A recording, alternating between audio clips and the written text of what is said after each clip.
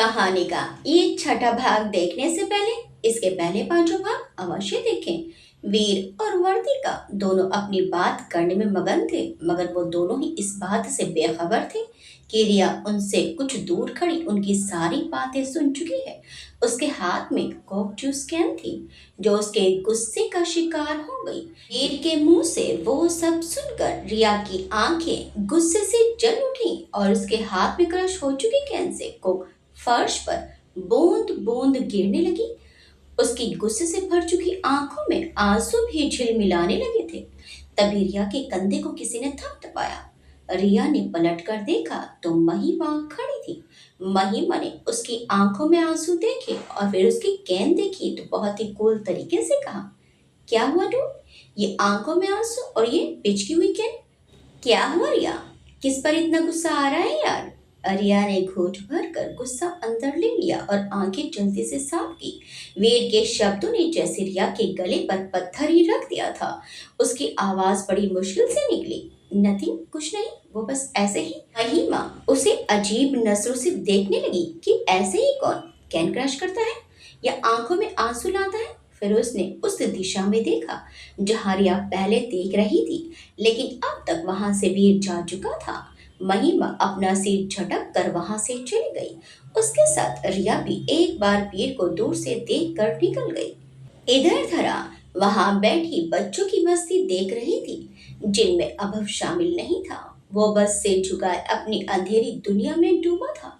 धरा उसके चेहरे की गंभीरता देखकर कुछ सोचकर उससे बोली, अभव, हम फ्रेंड्स हैं ना? अब्बा ने सिर उठाया और बोला, यस मिस। धरा उठकर उसके सामने जमीन पर बैठ गई। धरा का एक घुटना जमीन पर टिका था और दूसरे पर उसने कोहनी टिका रखी थी। वो बोली, मिस नहीं दी, मैं तो आपसे बहुत बड़ी हूं ना, और हम तो दोस्त हैं, तो आप नाम भी ले सकते हैं। मुझे दी ही कहो। अभव ने हाँ में सिर हिलाया और चुप हो गया। आज इतने दिनों बाद अभव का उससे बात करना उसे अच्छा लगा, लेकिन जरा सी उम्र में ये गंभीर था। धरा को चुभने लगी, मगर उसने कुछ कहा नहीं। कुछ देर में वर्तिका, निक्की, लावण्या और माही को ले गई। निक्की के फोर्स करने पर धरा भी उसके साथ ही आ गई। असल में धरा चाहती ही थी कि वो वीर के सामने ना आ पाए, जैसे वो पिछले कुछ दिनों से करती आ रही थी। वीर भी अभव को उसके घर ड्रॉप करने चला गया। बच्चे धरा और वर्तिका के साथ एलिवेटर में थे। तीनों के पास अपने अपने मोबाइल फोन थे, जिनमें वो इस दुनिया को भूलकर पूरी तरह से खो चुके थे। वर्तिका ने देखा तो उन्हें झूठ मूठ कर डांटने लगी, तुम तीनों पढ़ने को बोलो तो आंखें दर्द करती हैं तुम्हारी, और अब देखो, अब नहीं फूटेंगी आंखें तुम्हारी। फोन फोन फोन, मैं राघव से कहूंगी कि अब तुम दोनों के फोन में रिचार्ज ही ना कराए। उसके इतना कहते ही निकिता मुंह पर हाथ रखकर लावण्या और माही पर हंसने लगी। माही ने उसे घूरा और फिर वर्तिका से कहा, देखिए आंटी हंस रही है। इतने पर वर्तिका ने निकिता का रुख किया और वो कहा, तुम क्या दांत दिखा रही हो? ना मैं, ना तुम्हारे मामा सा कोई भी तुम्हारे फोन में रिचार्ज नहीं कराएगा। वर्तिका नकली गुस्से में भी बहुत सीरियस थी, जिससे बच्चे सहम गए और बचने के लिए धरा को देखने लगे। धरा ने वर्तिका को देखा तो उसने नाम में सिर हिला दिया, जिसका मतलब था कि वर्तिका सच में ये करने वाली है। अब धरा बच्चों को ही समझा सकती थी, क्योंकि वर्तिका अपनी जगह पर सही थी। वो अपने घुटनों पर बैठ गई और उसने लावण्य से कहा, लावण्य, आपको वो लक्ष्य की दादी याद है? लावण्य ने याद करते हुए कहा, वही ना, जिसके साथ हम रात में गार्डन में खेल रहे थे और वो मोटा मोटा चश्मा लगाकर आ गई थी। धरा ने मुस्कुराकर हाँ में सिर हिलाया तो लावण्य बोली, अरे हाँ, मुझे तो याद है। मैं और भैया कितना डर गए थे ना उसकी दादी से। वाइट वाइट साड़ी और बाल भी वाइट, मुझे तो वो भूत लगी थी। आपने उनका चश्मा देखा था, कितना बड़ा और डरावना था। धरा बोली, अगर आप फोन को ज्यादा यूज करोगे तो आपको भी लक्ष्य की दादी वाला चश्मा लगेगा। आपको चाहिए क्या वैसा? धरा ने कहा तो लावण्य से पहले ही माही चिल्ला पड़ा, नहीं नहीं, लावण्य चश्मा नहीं लगाएगी। माही की बात सुनकर धरा बोली, तो फिर तो आप तीनों को प्रॉमिस करना पड़ेगा कि आप तीनों कल से बस थोड़ा सा फोन देखेंगे, ठीक है?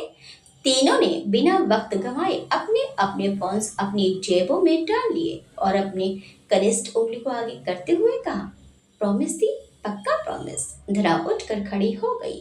वर्तिका उन तीनों के साथ सिक्स्थ फ्लोर पर निकल गई और धरा ऊपर चली गई। आज तो काफी थक चुकी थी वो। सुबह से ही फंक्शंस की तैयारियां, song selections, paper work, group का नाम, बैनर्स, पोस्टर्स, इंस्ट्रूमेंट्स और कब कैसे कितने बजे जाना है वो सब कुछ। आज सिर्फ धरा ही नहीं, सारा स्टाफ थक गया होगा। थकी हारी धरा सीधे अपने रूम में गई और कपड़े चेंज करके सो गई। उसमें इतनी भी शक्ति नहीं बची थी कि लैंप टेबल पर खाली जग को किचन से भर लाए। उसने अपनी आंखें बंद की और गहरी नींद में सो गई। सुबह का उजाला बालकनी से घर में झांकने लगा था। धरा के भूरे बाल जो कि तकिए पर बिखरे थे धूप में जगमगा उठे, लेकिन धूप से उसके चेहरे पर अजीब से भाव आ जा रहे थे। उसका उठने का बिल्कुल मन नहीं था, मगर इतने में डोर बेल रिंग हुई। दरवाजे के बाहर निक्की, प्रथम और परिणीता के साथ खड़ी थी। निकिता अपनी नाइट ड्रेस में खड़ी हुई थी और जाने कब से परिणीता को घूर कर देख रही थी। उसके घूरने से परिणीता ने बाहें उठाकर पूछा, क्या हुआ? कुछ लगा है क्या मेरे चेहरे पर? निकिता ने प्रथम को देखते हुए कहा, आप कौन और यहाँ क्या कर रहे हो? और ये कौन है? निकिता ऐसे पूछने लगी मानो घर उसके खुद का है और प्रथम परिणीता गैर है। वो बस घुसे चले आए हैं। परिणीता बोली, तुम कौन हो और सुबह सुबह यहाँ क्यों हो? परिणीता ने कहते हुए लगभग उसे घूरा तो प्रथम बोला, बच्ची है वो, प्यार से बोलो। परिणीता चिढ़कर बोली, मुझे क्यों बोल रहे हो? पहले इसकी टोन देखो। निक्की ने पूरे आत्मविश्वास से कहा, ये मेरी मिस का घर है, आप स्ट्रेंजर हो। परिणीता हल्की ऊंची आवाज में बोली, अच्छा मैं स्ट्रेंजर हूँ। परिणीता बिल्कुल बच्चों जैसी थी। उसके लिए जो उसका था वो बस उसी के साथ रहना चाहिए। और फिर यहाँ तो कोई दिन दहाड़े उसकी अंबर पर अपना हक जमा चुकी थी। प्रथम बोला, शांत शांत हो जाओ, क्या बच्चे से उलझ रही हो? लुक कितनी क्यूट है वो। इतना कहकर प्रथम घुटनों पर बैठकर निक्की से बोला, बेटा आपका नाम क्या है? निक्की कुछ कदम पीछे हट गई और फिर उसने अपनी कमर पर हाथ रखते हुए कहा, मैं आपको अपना नाम क्यों बताऊं? उसकी बात सुनकर परिणीता हंसते हुए बोली, और लो इसकी साइड। इस पर प्रथम बोला, आई थिंक गलती से गलत घर में आ गई है। ये सुनकर निक्की ने प्रथम के ट्राउजर को खींचा। प्रथम ने सिर झुकाकर उसे देखा और फिर अपने हाथ उसकी तरफ खड़े कर दिए। उसने मतलब वो उसे गोदी में लेने को कह रही थी। प्रथम ने उसे उठाया और पूछा, क्या हुआ? निक्की ने बिना कहे सुने डोर बेल बजा दी और उसने परिणीता की तरफ उंगली उठाई और बोली, आप भी पागल हो क्या इनकी तरह? मैं गलत घर में नहीं हूँ, आप दोनों हो, तो जल्दी से अपने घर जाओ। उसकी बात सुनकर परिणीता चिढ़कर कुछ कहने वाली थी कि तभी नींद में धरा ने दरवाजा खोल दिया। परिणीता कुछ कहने से पहले दरवाजे की तरफ देखने लगी। उसका मुंह खुला था और उंगली प्रथम की गोद में निक्की पर थी। धरा ने अजीबोगरीब भाव लिए तीनों पर नजरें दौड़ाई और फिर प्रथम को आंखों से ही पूछा, क्या हो रहा है ये? प्रथम बोला, पूछो मत यार, एक तो ये है छुटकू और एक ये है। भले ही कितनी भी बड़ी हो लेकिन बचपना बरकरार रखा है इसने। प्रथम ने कहा तो इस पर निक्की और परिणीता दोनों ने उसे बुरी तरह से घूरा, मानो कि वो कुछ गलत ही बोल गया। धरा निक्की को देखकर मुस्कुराकर बोली, गुड मॉर्निंग लव। सुबह सुबह आप यहाँ कैसे? निक्की ने अपने हाथ धरा की तरफ उठा दिए तो धरा ने उसे प्रथम की गोद से ले लिया। धरा उसे लेकर जाने के लिए मुड़ी और पीछे से प्रथम परिणीता भी आ गई। धरा तीनों को हॉल में छोड़ नहाने चली गई, लेकिन इसी बीच परिणीता और निक्की दोनों के बीच शीत युद्ध चलता रहा, जिसमें सिर्फ प्रथम का शिकार हुआ। दोनों अपनी ही बहस में प्रथम से पूछती, पर प्रथम किसकी साइड लेता तो उसे सच बोलना पड़ता और फिर दोनों उसके ऊपर हावी हो जाते। हार कर प्रथम ने अपना सिर काउच से लगाया और आंखें बंद कर ली। फिर मन में ही कहा, यार अंबर जल्दी आओ, यहाँ ये दोनों मेरे लिए फांसी का फंदा तैयार करने में लगी है। इतना कहकर उसने एक सांस छोड़ी। फिर वो कुछ सोचकर किचन की तरफ चल दिया। शायद उसे पता था कि धरा की कुकिंग खराब से भी ज्यादा खराब है। कुछ देर में धरा आई। पूरे हॉल में खाने की बहुत ही प्यारी खुशबू फैली हुई थी। कितने दिन हो गए थे धरा को, अब फाइनली इतने दिनों बाद वो घर का खाना खाने वाली थी। परिणीता काउच पर बैठी थी और निक्की प्रथम के साथ किचन में फूड काउंटर पर धरा बोली, निक्की, वर्तिका कहाँ है? और आप सुबह सुबह यहाँ कैसे? प्रथम और परिणीता इन सभी नामों से अनजान थे, इसलिए वो मुंह खोकर उन्हें देखने लगे। निक्की ने फूड बाउल से अंगूर खाते हुए कहा, वो मिस, कल मैं और मम्मा वीर मामा सा के घर पर ही थे। मम्मा को लगा कि माही और लावण्य को जरूरत हुई तो राघव अंकल भी नहीं है यहाँ। इस बार परिणीता का सिर ही घूम गया। एक ही बार में निक्की ने इतने अजनबी नामों को बोल डाला कि सारी बातें उसके सिर के ऊपर से चली गई। धरा ने पूछा, और आप यहाँ कैसे? निक्की ने जवाब दिया, वो मुझे आपको गुड मॉर्निंग बोलना था, और फिर वीर मामा सा ने बोला कि आप सो रहे होंगे। लेकिन आप ही बताओ, 10 बजे तक कोई सोता है क्या? फिर मैं यहाँ आई तो आप सच में सो ही रहे थे। निक्की ने एक ही सांस में कहा और फिर से खाने लगी। इतने में धरा का मोबाइल बज उठा। फोन परिणीता के सामने रखी टेबल पर था। धरा ने पूछा कि कौन है, तो उसने कहा माही का कॉल है। धरा के कॉल पिक करते ही सामने से वर्तिका की आवाज आई, सॉरी धरा, आपको सुबह सुबह डिस्टर्ब कर रही हूँ, पर निक्की पता नहीं कहाँ चली गई। मुझे लगा राघव के घर होगी, लेकिन वो यहाँ नहीं है। कल मेरे डांटने के बाद से ही उसने फ़ोन भी नहीं लिया, और अब वो मुझे मिल नहीं रही है। आपके घर आई है क्या? धरा बोली, हाँ वो यही है, उसे भेजना है। धरा ने पूछा तो वर्तिका बोली, नहीं, आई मीन बच्चों की छुट्टियां चल रही हैं। मैं माही और लावणी के साथ शॉपिंग करने जा रही थी, लेकिन निकी को जाना नहीं था। भाई साहब सुबह ही इंस्टीट्यूट चले गए। इफ़ यू डोंट माइंड, क्या आप निकी को इंस्टीट्यूट ले जाएंगी प्लीज़? वर्तिका ने बहुत शांति से और नर्म आवाज में कहा। तो धरा ने तुरंत कहा, ऑफ कोर्स, कोई प्रॉब्लम नहीं होगी वर्तिका, तुम टेंशन मत लो। मैं इसे अपने साथ ले जाऊंगी और वापस ले भी आऊंगी। दूसरी तरफ से वर्तिका ने थैंक यू कहकर फोन कट कर दिया। इधर कॉल रखते ही धरा ने पलट कर देखा तो प्रथम और परिणीता की सवालों से भरी आंखें उसी पर टिकी थी। परिणीता अब खींच गई थी। उसने अपनी गोद से पिलो बगल में रखा और बोली, ओके, नाउ दैट्स इनफ। अब तुम, वो बोलने को थी उससे पहले ही धरा ने निक्की से कहा, निक्की आप मेरे रूम में जाकर खेलोगी प्लीज? निक्की चुपचाप जाने लगी, लेकिन फिर धरा ने उसे टोका और उसके पास जाकर घुटनों पर बैठते हुए कहा, कल से आपने फोन नहीं लिया है ना? आप मेरे फोन में खेल सकती हो। ये सुनकर निक्की का चेहरा और भी खिल उठा और उसने मुस्कुराते हुए धरा के गालों को चूम लिया। धरा ने भी उसके बालों को सहलाया। प्रथम ने उसी वक्त उनकी फोटो ले ली। निक्की कमरे में चली गई। धरा परिणीता की तरफ पलट गई और बोली, ये सारे कैरेक्टर्स इंस्टीट्यूट के हैं, जिनमें से कुछ इसी सोसाइटी में रहते हैं। परिणीता ने थोड़े अकड़ते हुए कहा, डिटेल में बताओ। उसके इतना कहने पर ही धरा ने इंस्टीट्यूट के पहले दिन से लेकर वर्तिका के आखिरी कॉल तक सब कह सुनाया। वर्तिका की बात आते ही प्रथम और परिणीता हैरत से सुनते चले गए। धरा ने जब भी वीर का जिक्र किया तब प्रथम ने गौर किया कि वो कुछ थोड़ा बहुत ही बताकर रह जाती, और जब भी वो राघव के बारे में बताती वो बहुत चहकते हुए बताती। बच्चों से लेकर रिया तक सब कुछ उसने सविस्तार कह सुनाया। उसके चुप होते ही प्रथम बोला, 1 महीने में ही सबसे बहुत कनेक्ट हो गई हूँ अंबर। इस पर परिणीता ने चिढ़ते हुए कहा, कोई जरूरत नहीं है कनेक्ट होने की, समझी? जिस हिसाब से तुमने रिया के बारे में बताया, लगता ही है कि बैग लेकर बैठी है। ठीक है, वीरू से बात नहीं करता, लेकिन इसका मतलब ये नहीं कि वो तुम्हारी इंसल्ट कर सकती है। प्रथम ने अपनी कॉफी उसे देकर कहा, सही कह रही हो तुम, पर हम सब जानते हैं धरा को, वो किसी को भी हार्म नहीं कर सकती। रही वीर और रिया की बात, तो उसमें हमारी अंबर क्या कर सकती है? आज नहीं तो कल रिया मना ही लेगी वीर को, है ना धरा? इतना कहकर उसने धरा को टेढ़ी नजरों से देखा और बेहद हल्का सा मुस्कुरा दिया।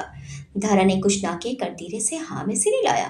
परिणीता फिर से बोली, कंपटीशन का क्या? यू सेड लाइव स्ट्रीमिंग होगी, तुम ये अफोर्ड कर पाओगी? धरा जानती थी कि वो गाना नहीं गा सकती, लेकिन फिर भी वो जाना चाहती थी। शायद वो देखना चाहती थी कि एक आम इंसान के नजरिए से ये सब कैसा लगता है। वो बोली, मैं बस टीम के साथ जा रही हूँ। प्रथम और परिणीता दोनों उसे मंजूरी नहीं देना चाहते थे, लेकिन उसे मना भी नहीं कर सकते थे। आखिर इस आज़ादी के लिए बहुत कुछ उन्होंने ही तो किया है। अगली सुबह धरा बहुत सुबह जल्दी ही तैयार होकर इंस्टीट्यूट के लिए निकल रही थी। पिछली रात ही सबसे कह दिया गया था कि कल सुबह निकलेंगे, क्योंकि सफर कम से कम 1.5 दिन का होने वाला है। इसलिए सबके बस से जाने की व्यवस्था कर दी गई थी। सुबह धरा के उठते ही मैसेज और कॉल्स ने उसकी नींद ही उड़ा दी। महिमा ने जाने कितने कॉल्स किए, मगर उसकी नींद इतनी गहरी थी कि एक भी रिसीव नहीं कर पाई। जब वो उठी तब भी फोन लगातार बजता रहा। उसमें मैसेज भी था कि आज दिन भर पानी गिरने की पूरी पूरी संभावना है, इसलिए वो जल्दी ही इंस्टीट्यूट आ जाए। लेकिन वो उस स्केड्यूल के हिसाब से थोड़ी लेट हो गई। और अब जब वो अपने फ्लैट से बाहर निकली तो वीर और निक्की पहले से उसके दरवाजे पर थे। जाने कितनी देर से वो दोनों वहीं सामने की दीवार से टिक कर बैठे रहे होंगे। उन्हें देख कर धरा एक पल के लिए हड़बड़ा गई। निक्की ने भी थकी हुई आवाज में कहा, मिस, आप कितना टाइम लेते हो रेडी होने के लिए? हम 1 घंटे से बाहर बैठे बैठे थक गए। ये सुनते ही धरा एकदम से बोल गई, क्या? फिर उसने धीमी आवाज में कहा, आप दोनों मेरा वेट कर रहे हैं? क्यों? निक्की ने अपना फोन निकाला और उसे वेदर फोरकास्ट ऐप दिखाते हुए कहा, आपको तो कुछ भी नहीं पता मिस। देखो बाहर कितनी बारिश हो रही है, आप ऑटो तक भी नहीं जा पाओगे। इसलिए वीर और मैं आपको ले जाने के लिए खड़े हैं।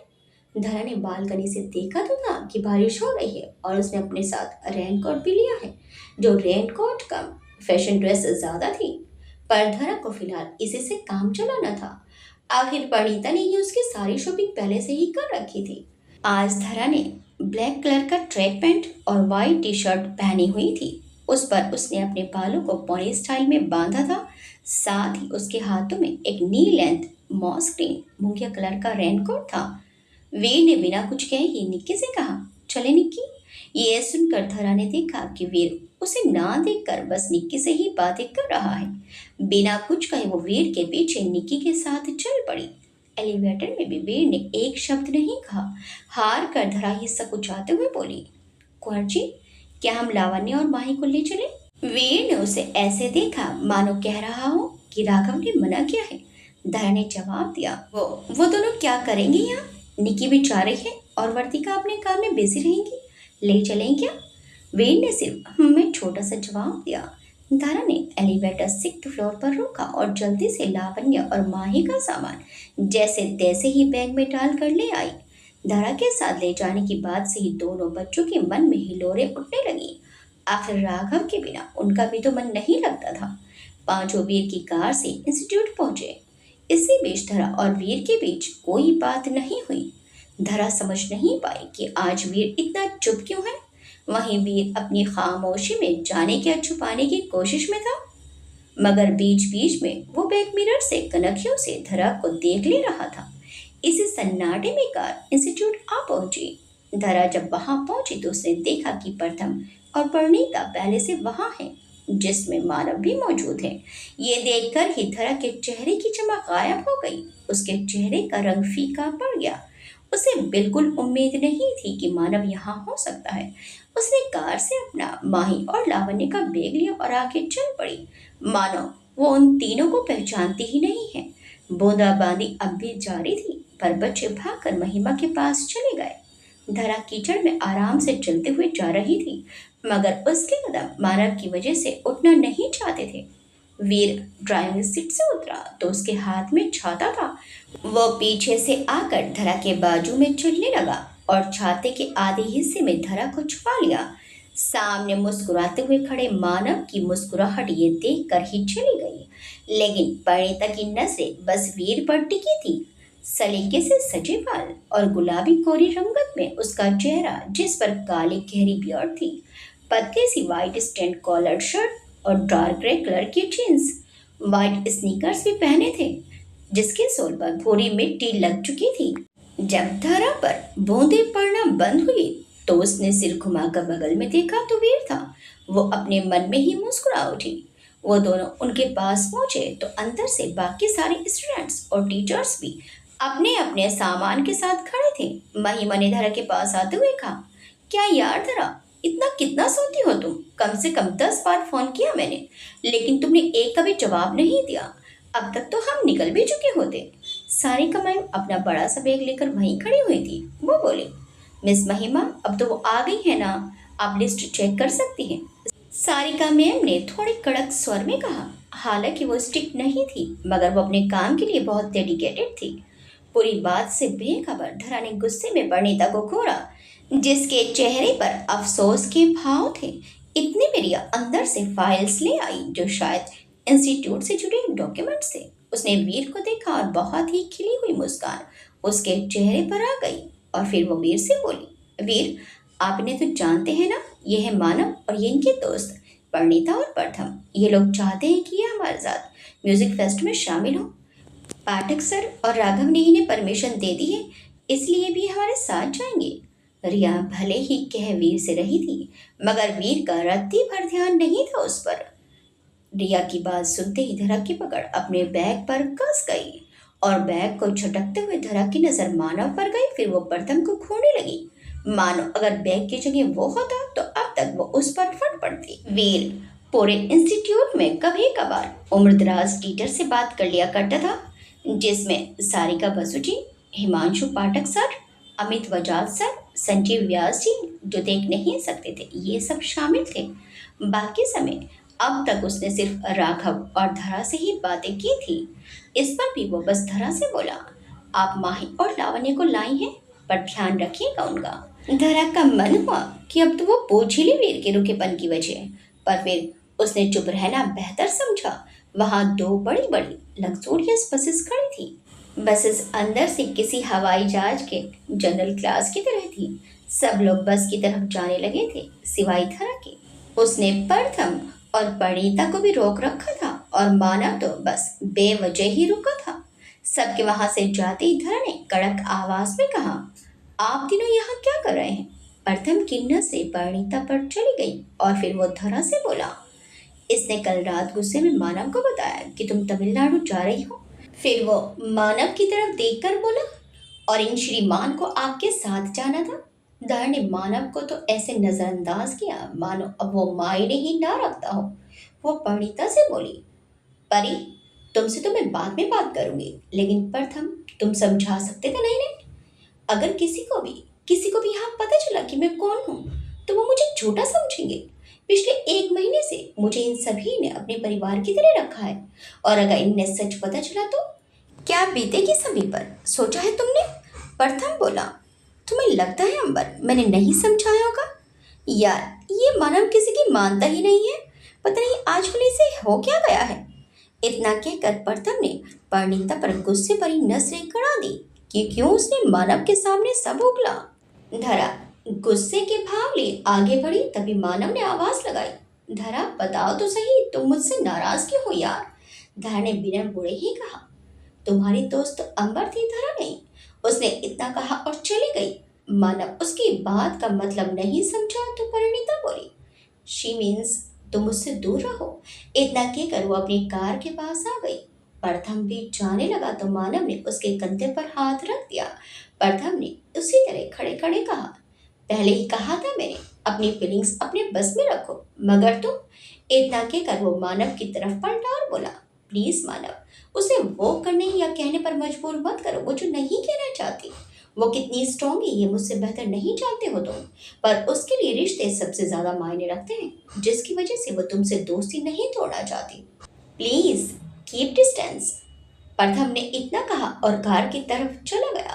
परिणीता ब्लैक कलर की ऑडी में आई हुई थी, और ये काफी था उसकी रईसी का बहान करने के लिए।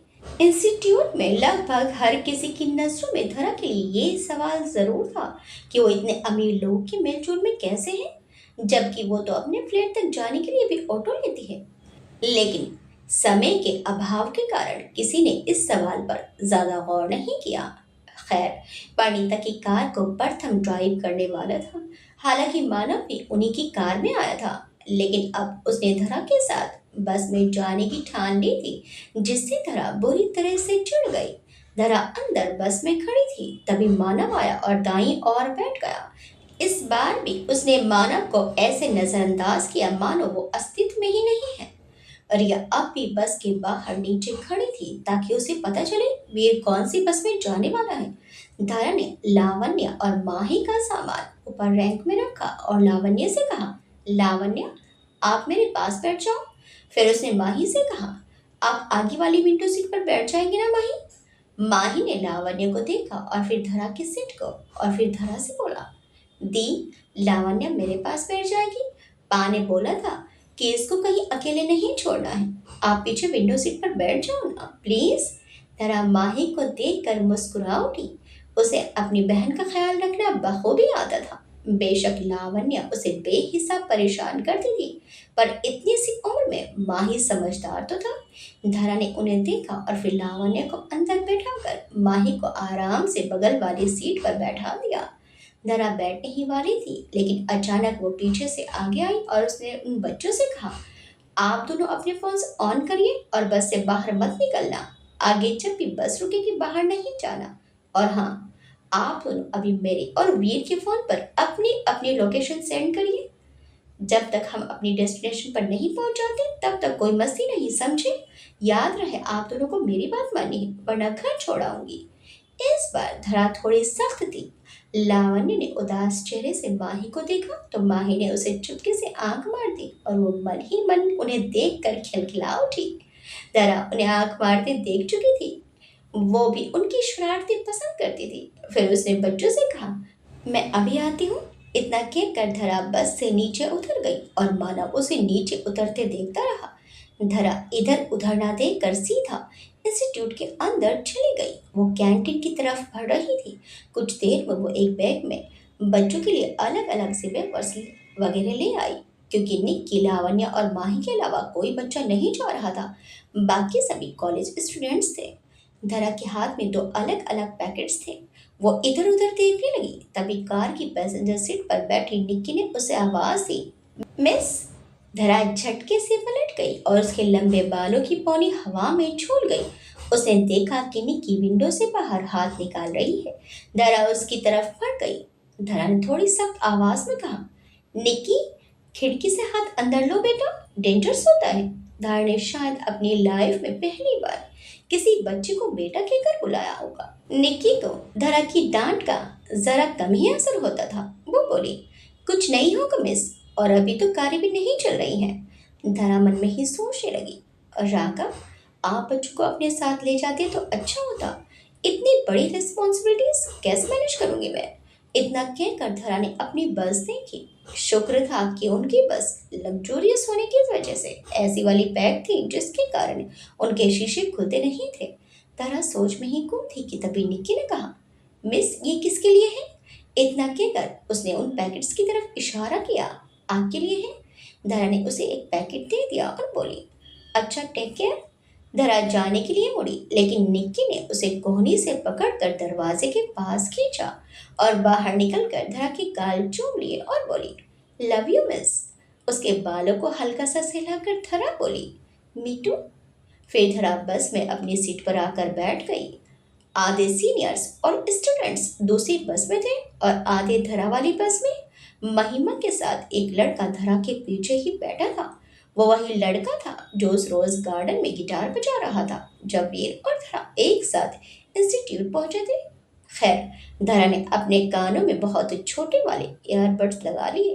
तभी उसकी नजर बस में चढ़ चुके वीर और उसके पीछे चढ़ती हुई रिया पर गई। धरा ने गौर से देखा तो वीर के पीछे अभव्य था। उसने अपने फोन से वॉल्यूम कम किया और उसी तरफ सिर करके बैठी रही। फिलहाल मानव का ध्यान धरा पर था, लेकिन धरा को कहीं खोया देखकर मानव ने उसकी नजरों का पीछा किया तो वो वीर पर टिकी थी। वीर चलते हुए धरा के पास आ गया तो वो अंदर तक से हड़बड़ा गई और आंखें बड़ी बड़ी करके देखने लगी, मानो कहना चाहती है कि अब यहाँ क्यों आ रहे हैं। उसने जल्दी से अपना सिर घुमा लिया। पीछे से महिमा वीर को देखकर बोली, हे भगवान, कसम से अविनाश, इसके जैसा लड़का मैंने अपनी लाइफ में नहीं देखा। महिमा के बगल में बैठा लड़का भी कुछ फिट फाइन था। वो बोला, मुझे देख अंधी मत बन। ये सुनकर महिमा मुंह बनाकर वीर को निहारने लगी। वीर धरा के पास आकर सीधे धरा से बोला, धरा।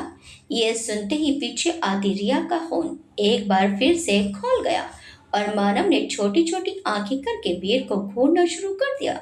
धरा बोली, जी कुंवर जी। वो खड़ी हो गई। आप इसे यहाँ अपने साथ बिठा लेंगी, वो कार में जाना नहीं चाहता। वीर ने अबाब की तरफ इशारा करते हुए कहा।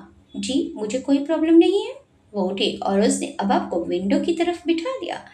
वीर आज शायद दूसरी बार धरा को देखकर मुस्कुराया नहीं था, क्योंकि पहली बार तब जब वो धरा की निजी जिंदगी पर सवाल कर बैठा था।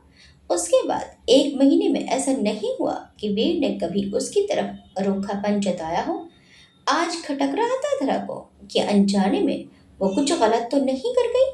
दोनों बसें एक के पीछे एक चल रही थी और वीर की कार धरा जहां बैठी थी उसके साइड में, और प्रथम वीर की कार के पीछे था। धरा के आगे ही बैठी रिया आंखों में नफरत भरकर बैठी थी।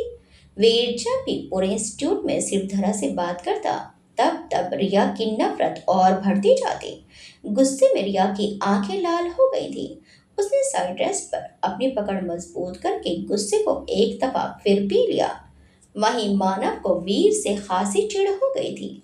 हालांकि धरा सबसे उतना ही बात करती जितना वीर से, लेकिन धरा का सबसे बात करने का लहजा अलग होता और वीर से अलग। वीर सभी की तरह रिक्वेस्ट में ऑर्डर देकर चला गया और धरा मान भी गई। बस अपनी रफ्तार पकड़ रही थी। धरा की लाइफ का पहला सफर जो वो इतने लोगों के साथ कर रही थी। धरा ने देखा अब चुपचाप ऐसे बैठा है मानो उसे फर्क ही नहीं पड़ता कि क्या हो रहा है। मगर ये तो सच ही था ना। आखिर वो देख सकता तो देख लेता। उनका इंस्टीट्यूट इतनी हरियाली के बीच बहुत खूबसूरत लगता है। काश वो देख पाता बाकियों की तरह इस खिड़की के बाहर पीछे छूटती सड़क और वो ताज के लिए पेड़। काश उसे दिखता कि कैसे निक्की पीछे की सीट पर मस्ती करते हुए बीच बीच में से कार के शीशों में से उसे हाथ हिला रही थी। बारिश की बूंदें शीशे से फिसलती हुई कितनी खूबसूरत लगती हैं, एक बार वो देख सकता। मगर उसने तो कभी अपनी माँ को ही नहीं देखा होगा, जिस पर इतना भरोसा करता है उस वीर को, और जिसे उसने प्रिंसेस कह दिया वो लड़की भी नहीं देखी। एकाएक धरा की आंखें गीली हो गई और मन में एक हुक से उठी। उसने अपनी आंखें बंद की तो महसूस किया वो काला अंधेरा जिससे वो अक्सर ही सहम जाती थी। लेकिन इतने से बच्चे की जिंदगी में तो उजाला नाम का शब्द ही नहीं है। वो रोशनी जिसका हर कोई हकदार है उसे नसीब ही नहीं हुई। कैसी महसूस होती होगी उसे ये काली दुनिया। जहां दुनिया घबराती है वहां वो अकेले कैसे रहता होगा।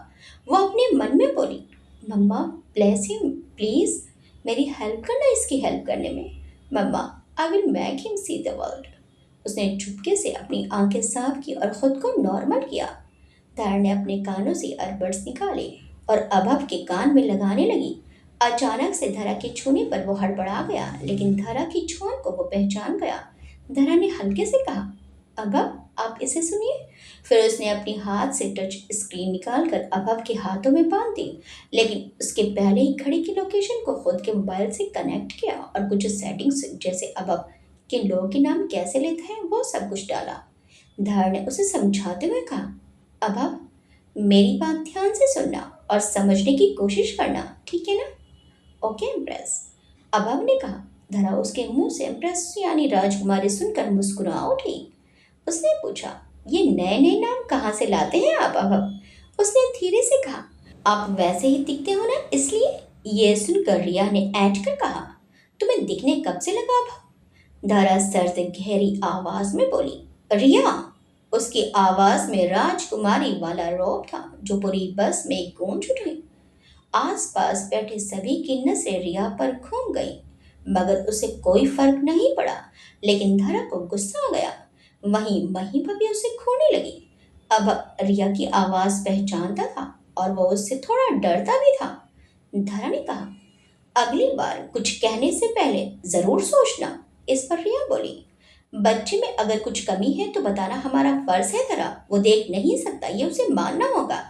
धरा की आंखों में ये सुनकर अजीब सा तीखापन आ गया। उसने अभम से अपनी नजरें हटाकर रिया पर डाली तो रिया के साथ बाकी सब भी देखते रह गए। कुछ ही पलों में धरा की आंखों की नसें खून सी लाल दिखने लगी। उसने गहरी आवाज में कहा, आप उन्हें भले ही स्टूडेंट्स की तरह ट्रीट करती हो, लेकिन बाकी सबके लिए यहाँ का हर स्टूडेंट उनके बच्चे जैसा है। फिर चाहे वो महिमा के लिए उनसे सिर्फ 4 साल छोटा शरद हो या सारिका मैम के पोते की उम्र की निकी। मैंने सबको उन्हें अपना खुद का बच्चा मानकर ही ट्रीट करते देखा है। अगर आप वो नहीं कर सकती तो ये आपकी प्रॉब्लम है, लेकिन अगली बार से यहाँ कोई भी किसी भी फिजिकली चैलेंज पर्सन से इस तरह से बात नहीं करेगा। और यह गुस्से में बोलने को ही मगरधर ने अपने हाथ को हवा में उठाकर उसे रोक दिया। और कमाल की बात थी कि वो रुकी भी। धरा ने आगे कहा, अगर आप सब इसे मेरा ऑर्डर समझते हैं और ना मानने की सोचते हैं तो अब से इसे इंस्टीट्यूट का रूल समझ लीजिए। राघव के मुंह से सुनना है तो वहां चलकर ये भी कर लेंगे। सब के सब आंखें फाड़े धरा को देखते ही रह गए। ये धरा तो उन्होंने पिछले 1 महीने से देखी ही नहीं थी। सब समझ रहे थे कि ये बात सिर्फ रिया के लिए है, और अगर ऑर्डर भी होता तब भी किसी को कोई दिक्कत ना होती, क्योंकि वो गलत तो नहीं थी। वहीं मानव धरा का ये रूप देखकर मुस्कुरा कर बैठा रहा। धरा बिना किसी को देखे वापस अपनी सीट पर बैठ गई। पीछे से महिमा अविनाश से बोली, हाँ, आई गॉट गूज़बम्प्स। ये कौन सी धरा है भाई अविनाश? अविनाश बोला, वीर की अनदर कॉपी। इस पर महिमा ने अविनाश को देखा तो अविनाश ने सिर हाँ में झटका, मानो कह रहा हो कि सही में।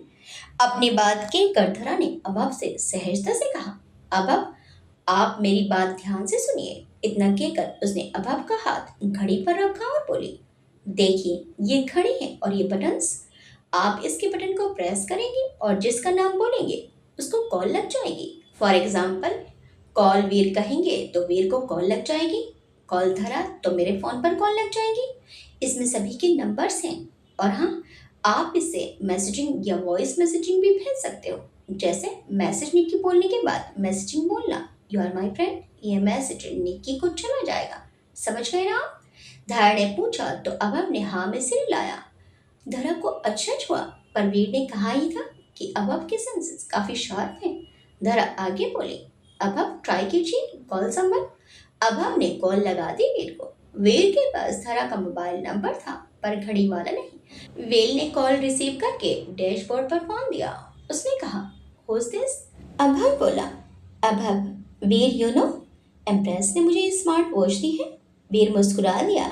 उसने हल्के से कहा, थैंक यू योर हाइनेस। धरा उसके मुंह से थैंक यू सुनकर ठिठक गई। वीर उसे ही थैंक्स कह रहा था, लेकिन पता नहीं क्यों धरा के रोंगटे खड़े हो गए। उसने जल्दी से फोन काटा और अभव के कानों में फिर से ईयरबड्स लगा दिए और इस बार फोन से कनेक्ट ना करके वॉच से कर दिया और एक तरफ का ईयरबड अपने कानों में लगा लिया। धरा बोली, अब आप मेरे साथ ही रहना। अगर बाय चांस आप गलती से दूर निकल गए तो ये ईयरबड डिस्कनेक्ट हो जाएगा और मुझे पता चल जाएगा, ठीक है ना? अभव ने खुश होते हुए कहा, थैंक यू प्रेस। बस में सभी सो चुके थे। ड्राइवर ने अब तक अपनी शिफ्ट दूसरे ड्राइवर से बदल ली थी। उन्हें कल किसी भी हालत में कन्याकुमारी पहुंचना ही था, इसीलिए उन्होंने रात भर चलते रहने का निश्चय किया। हालांकि उनमें से काफी लोग इस फैसले के खिलाफ थे, क्योंकि बच्चों और उम्र दराज लोगों की थकान, ऊपर से उनके साथ चलती 2 कार्स, उनकी भी फिक्र थी सबको। इधर पूरे आधे से ज्यादा रास्ते प्रथम ड्राइव करता रहा, लेकिन परिणीता समझ रही थी कि यदि प्रथम थक भी जाएगा तो उससे कहेगा नहीं। बचपन से ही प्रथम को अंबर और परिणीता के साथ हर पल रहने के लिए ट्रेन किया गया था। उसके मसल्स, उसकी डाइट और यहाँ तक कि उसके कपड़ों का फैसला भी अनिरुद्ध जी ही के आदेश पर होता था। खैर, परिणीता की जिद में प्रथम ने उससे एक दो घंटे की शिफ्ट बदली, मगर वीर अकेले ही ड्राइव कर रहा था। पिछले 10 घंटे लगातार चलते रहने से थकान चेहरे पर दिखने लगी। सभी लोग फिलहाल किसी ढाबे कम रेस्टोरेंट पर ही रुके थे। पीछे से प्रथम ने कार ढाबे के सामने खाली मैदान पर लगाई। साथ ही वीर ने भी बगल से अपनी कार पार्क कर दी। कार के रुकते ही भूख के मारे उठ चुकी निक्की धरा की तरफ दौड़ गई, जो माही, लावण्य और अभव के साथ उतर रही थी। मानव भी धरा के पीछे ही उतरा और फिर महिमा और अविनाश। कुछ ही देर में सभी रेस्टोरेंट के अंदर थे। खाना सबके सामने रखा था, लेकिन उनमें से कई लोगों की भूख इतने बड़े सफर में ही मर चुकी थी। महिमा ने देखा कि उसके स्टूडेंट्स शरद, हिमानी, नलनी, इज़ा बहुत थके बैठे हैं। उसने अविनाश से कहा, बच्चों की हालत देखो, क्या जरूरत थी बस से जाने की? राघव फ्लाइट अरेंज नहीं कर सकते थे क्या? अविनाश ने उबासी ली और उन्नीत स्वर में कहा, बिजनेस में लॉस हुआ होगा उनको। ये सुनकर लावण्य और माही ने धरा को देखा और फिर लावण्य बहुत धीरे से धरा के कान में बोली, दी, पाको लॉस हो गया है क्या? धरा ने ना में सिर हिलाया और बोली, नहीं, कोई लॉस नहीं हुआ। ये जो सब बड़े बड़े स्टूडेंट्स हैं ना, इन सब ने राघव से खास रिक्वेस्ट की थी कि वो बस से ही जाना चाहते हैं, पर ये बात राघव को किसी को ना बताएं, वरना इन्हें डांट पड़ेगी ना बाकी सबसे। इसीलिए ये सुनकर दोनों बच्चों ने अपने होंठ खोल के और ओह कर खाने लगे। अब खुद से ही खा रहा था। वीर कॉफी काउंटर पर खड़ा था और परिणीता धरा के बगल में ही बैठी थी। वो धीरे से बोली, धरा, ये वीर कैसा है? धरा ने लावण्य को खिलाते हुए कहा, ठीक है। परिणीता संदिग्ध नजरों से वीर को देखती रही और बोली, सिर्फ ठीक? मुझे तो कुछ अजीब लगता है, तुम्हें नहीं लगता? धरा बोली, अच्छा, क्या अजीब है? परिणीता बोली, उनका साइलेंट मोड, बात करने का तरीका, और सबसे अलग सबको छोड़कर सिर्फ तुमसे ही बात क्यों करता है? धारा ने छोटी छोटी आंखें करके परिणीता को देखा तो वो जल्दी से बोल पड़ी, ऐसे मत देखो, प्रथम का भी यही मानना है। मैं इससे सिर्फ आज मिली हूँ, फिर भी मुझे इसका अजीब होना दिखता है। तुम्हें क्यों नहीं महसूस हो रहा है धरा? धारा ने टिश्यू से लावण्य का मुंह पहुंचते हुए कहा, कुछ अजीब होता तो महसूस होता, सब कुछ नॉर्मल है सिवाय तुम्हारे। परिणीता ने हार मानते हुए कहा, तुम्हें नहीं मानना तो मत मानो, पर एक बार ध्यान से सोचो, क्या सब कुछ सच में नॉर्मल है? इतना कहकर वो वॉशरूम में चली गई। वहीं धरा को सोच में छोड़ गई। हालांकि धरा भी जानती थी कि वीर में कुछ अजीब तो है, क्योंकि बेवजह वीर उससे बात क्यों करेगा, जबकि उसे तो दोस्त भी पसंद नहीं है। रिया की आवाज सुनकर धरा अपनी सोच से बाहर आई। वो कह रही थी, excuse me teachers and students, मुझे पता है कि आप सभी बहुत ज़्यादा थक चुके हैं और मुझे ये भी पता है कि हम रेस्ट नहीं कर सकते।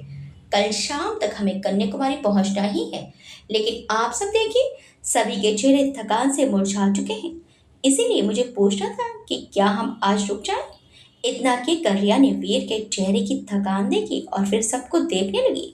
सीनियर टीचर्स एक साथ बैठे थे। उसमें से मिस्टर बजाज, जो काफ़ी उम्र दराज थे, उन्होंने कहा, मिस शर्मा, कल पहुंचना है और हमें परसों ओपनिंग सेरेमनी में शामिल भी होना है और परफॉर्म भी करना है। हम लेट नहीं हो सकते। इस पर धरा बोली, सर, प्रथम और वीर को देखिए, दोनों लगातार 10 घंटों से ड्राइव कर रहे हैं। रात में सफर करना डेंजरस हो सकता है। इतना कहते कहते उसकी नज़र खिड़की पर गई। वहां बारिश फिर से शुरू हो गई और फिर उसने आगे कहा, बारिश भी देखिए सर, हम रिस्क नहीं ले सकते। धरा की बात सुनकर सारिका मैम बोली, हाँ धरा, आप सही हैं, लेकिन सोचिए, राघव की भी कुछ रेपुटेशन है।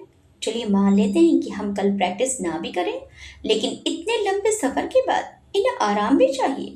अगर यहाँ रुके तो कल हम आधी रात या सुबह 3-4 बजे पहुँचेंगे। रुकना पॉसिबल नहीं है धरा। महिमा एकदम से खड़ी हुई और बोली, रुक नहीं सकते तो क्या हुआ, एक काम करते हैं, वीर और निक्की, प्रथम और परिणीता को बस में बुला लेते हैं, सिंपल। रिया ने बाहें उठाकर कहा, और बस में सीट्स तुम लगाओगी या कहने पर से लग जाएंगी?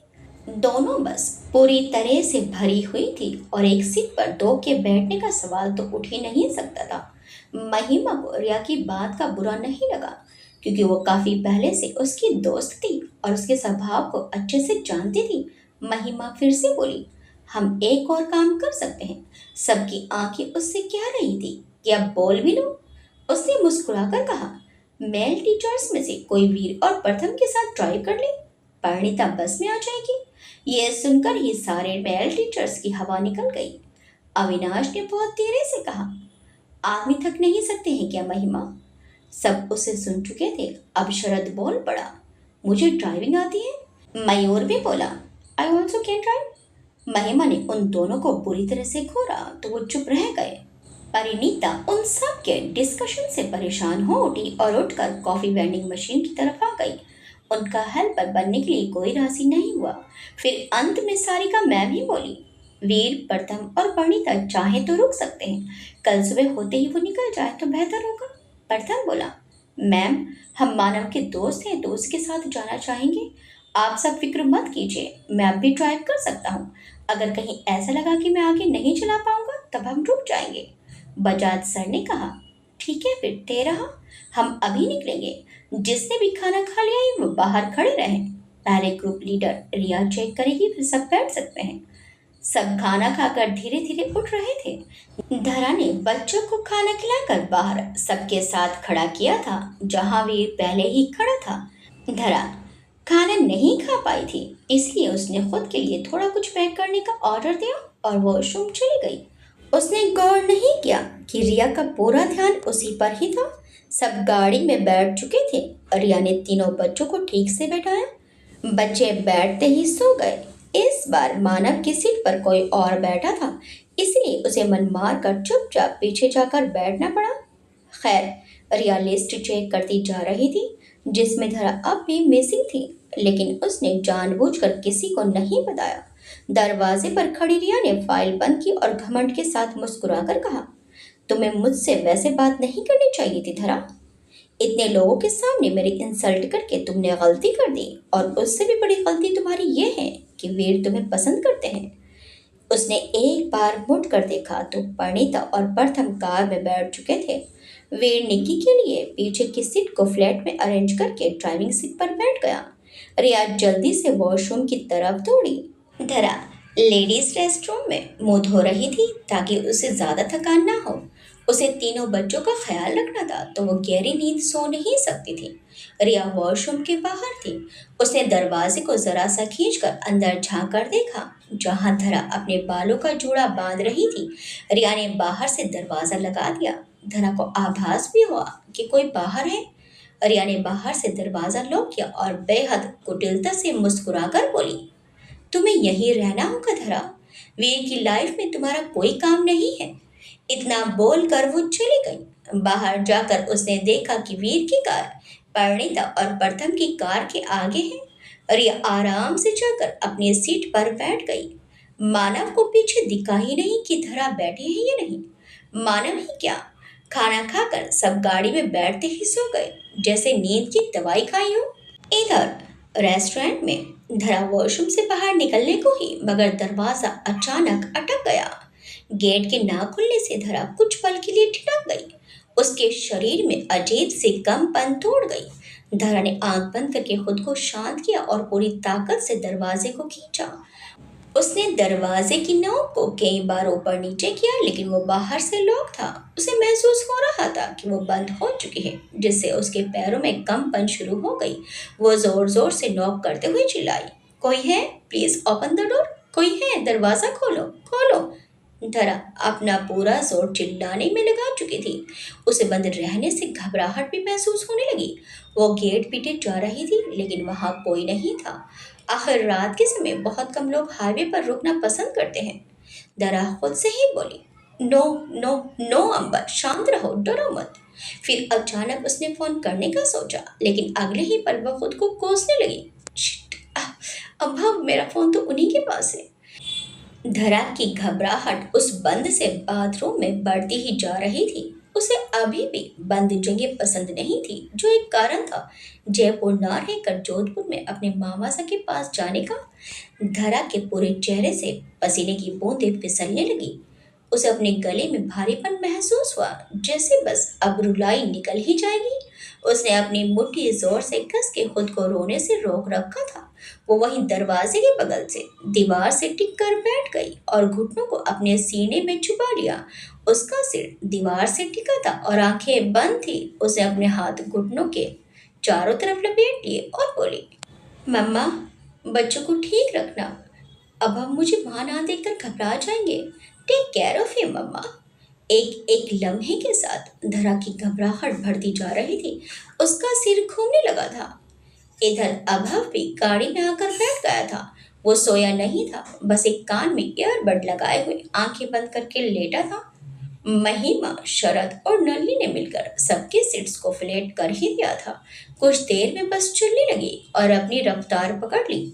अभव को धरा अपने बाजू में महसूस नहीं हुई। उसके हाथ में अब भी धरा का फोन था, इसलिए वो फोन भी नहीं कर सकता था।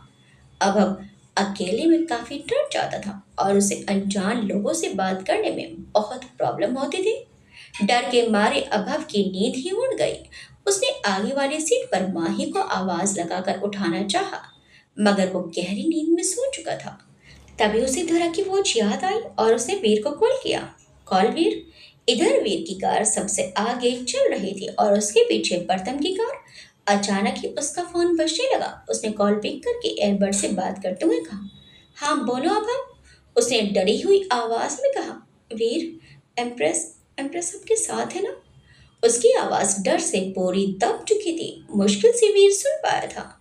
वीर ने अभव की आवाज में डर महसूस करते हुए कार को अभव की तरफ लिया, लेकिन कोई फायदा नहीं था। शीशे ऐसे पैक तो थे ही, साथ ही पर्दे डले थे। वीर ने पूछा, क्या हुआ अभव, तुम ठीक हो ना? अभव बोला, एम्प्रेस मेरे पास नहीं है वीर, वो सीट पर नहीं आई, मुझे बहुत डर लग रहा है। ये सुनते ही वीर ने कार की स्पीड धीरे धीरे कम की। उसने बैक मिरर से प्रथम और परिणीता की कार को देखा और फिर बिना उनकी नजर में आए अपनी कार को पीछे करने लगा, या यूं कहें कि उन्हें आगे जाने देने लगा। उसने अभव से कहा, अभव, वो मेरी कार में सो रही है, तुम डरो मत, सो जाओ। लावण्य और माही है वहां, कोई भी प्रॉब्लम हो उनसे कह देना। अभव आवाज दबा कर सिसक रहा था। वीर ने उसे समझाया, इम्प्रेस बिल्कुल ठीक है अभव, मेरी कार में तुम्हारे बिल्कुल साइड में चल रही है, डरो मत और सो जाओ। इतना कहकर वीर ने फोन काटा और अभव वहां सिसक सिसक कर सो गया। इधर वीर ने देखा कार और दोनों बसें आगे जा चुकी हैं। उसने स्टीयरिंग को पूरा घुमाते हुए खुद से ही कहा, योर हाइनेस, आई होप आप ठीक हो। आगे क्या होगा? क्या वीर धरा को सही सलामत वापस ले आएगा? क्या रिया की हरकत का सबको पता चल जाएगा?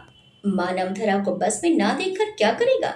क्या धरा भी वीर से प्यार करने लगेगी? देखिए इस कहानी के अगले भाग में। आपको ये कहानी कैसी लगी हमें कमेंट्स करके जरूर बताइएगा। वीडियो अच्छी लगी तो वीडियो को लाइक, शेयर, सब्सक्राइब करना मत भूलिएगा। मिलते हैं इस कहानी के अगले भाग में। Till then bye bye.